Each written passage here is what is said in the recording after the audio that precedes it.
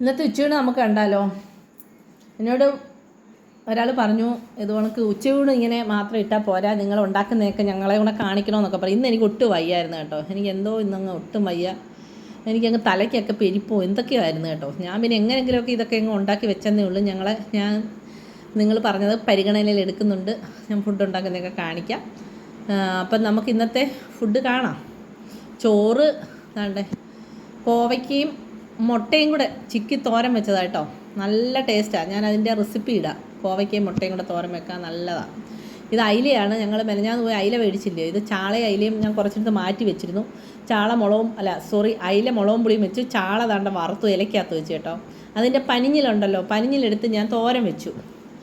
അമ്മു മുട്ട ഇലക്കകത്ത് വെക്കാൻ പറഞ്ഞു, അത് ഞാൻ വെച്ചില്ല. എനിക്ക് വയ്യാത്തതുകൊണ്ട് ഇങ്ങനെ ഞാനങ്ങ് വെച്ചു. പിന്നെ ഞാൻ കുഞ്ഞങ്കലത്തി ഒത്തിരി നാളായി ഇവിടെ മോരാർക്കും അങ്ങനെ വേണ്ട, അങ്ങനെ കാച്ചി. അങ്ങനെ നിങ്ങൾ എൻ്റെ ചാനൽ കയറി കണ്ട് എന്നെ ഒന്ന് സബ്സ്ക്രൈബ് ചെയ്യണം കേട്ടോ, മറക്കല്ലേ കേട്ടോ. ഓക്കേ.